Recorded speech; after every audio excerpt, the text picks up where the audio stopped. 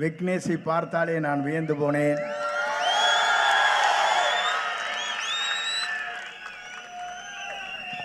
அவருடைய ஆற்றலும் சிந்தனையும் எதிர்கால தமிழகத்தை உருவாக்குவதற்கு அவர் உறுதுணையாக இருக்கிறார் என்பதை என்னால் காண முடிகிறது. அதற்காக முதலில் என்னுடைய வாழ்த்துக்களையும் பாராட்டுதலையும் நான் தெரிவித்துக் கொள்கிறேன். இந்த நல்ல நிகழ்ச்சிக்கு யார் வந்திருக்கிறார் என்று சொன்னால், உயிரோடு நேசிக்கிறவர், தலைவரை நேசித்து 30 ஆண்டு காலம் தன் அயராத பணியின் காரணமாக மன்றம், மக்கள் நலன், இப்போது இயக்கம் என்ற முறையில் உருவாக்கி இருக்கிற என் போற்றுதலுக்குரிய பொதுச் செயலாளர், என் அன்பிற்கினிய அருமை அண்ணன் குசி ஆனந்தன் அவர்களே, சிறந்த நிகழ்ச்சியிலே கலந்து கொண்டு போர்ப்படையின் தளபதியாக இங்கே வருகை தந்திருக்கிற கொள்கை பரப்பினுடைய பொதுச் செயலாளர், என் அன்பிற்கினிய சகோதரர் அர்ஜுன் அவர்களே,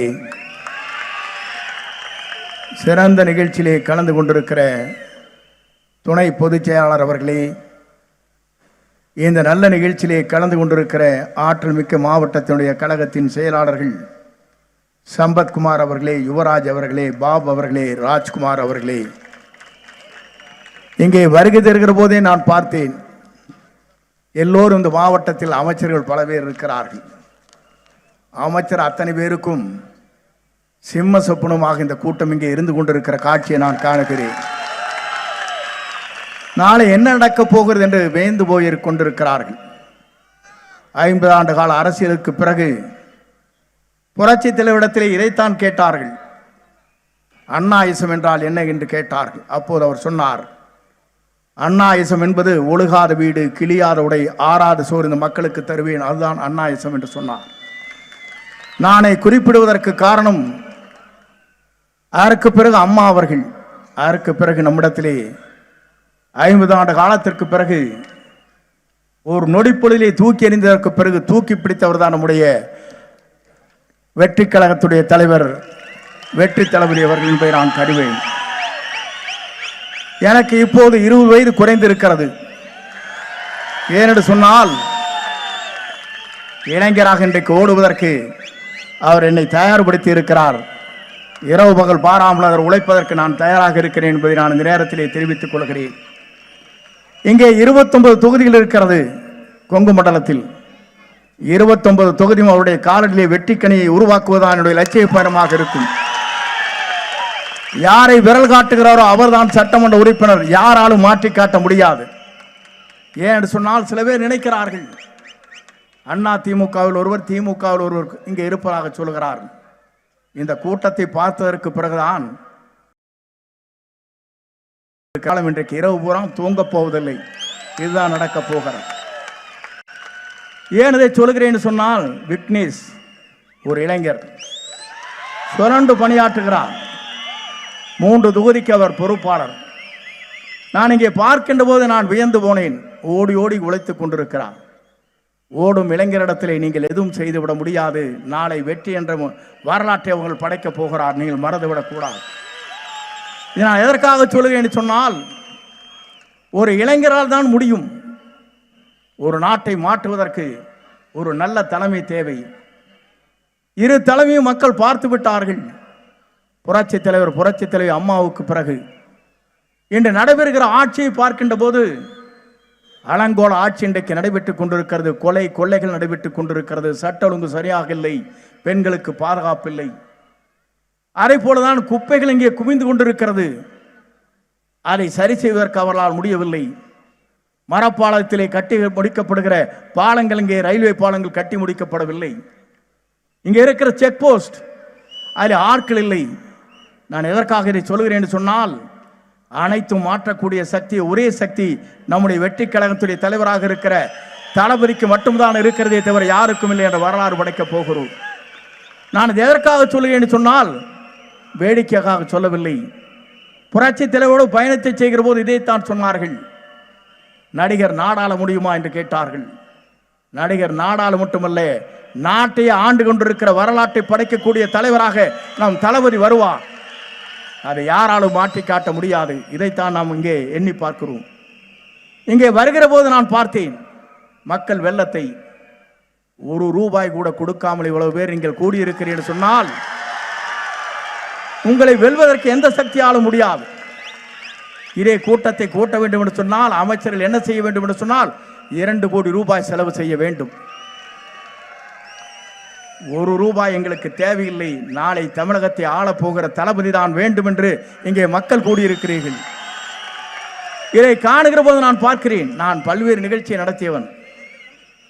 எல்லோரும் எல்லா கட்சிக்கும் போவாங்க. எப்படி நடக்கிறது என்பதை பார்ப்பார்கள்.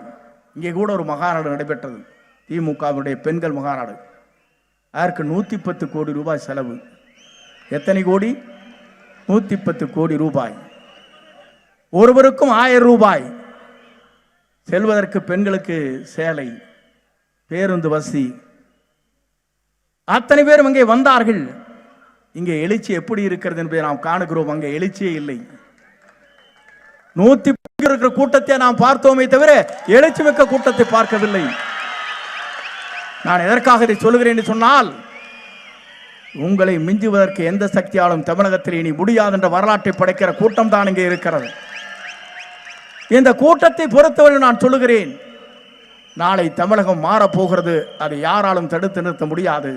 எந்த சக்தியாலும் தமிழகத்தை நிறுத்த முடியாது. எல்லோரும் கனவு காணுகிறார்கள். ஆட்சி மாற்றங்கள் வேண்டும் என்று மக்கள் விரும்புகிறார்கள். நேற்றைய முன்தினம் எனக்கு துபாயிலிருந்து வீடியோ கான்பரன்ஸ் மூலமாக என்னை பேச சொன்னார்கள். அப்போது இடத்திலே பேசினேன். 500க்கும் மேற்பட்ட தமிழகத்தை சார்ந்த மக்கள் அங்கே ஒரு கான்பரன்ஸில் இருந்தார்கள்.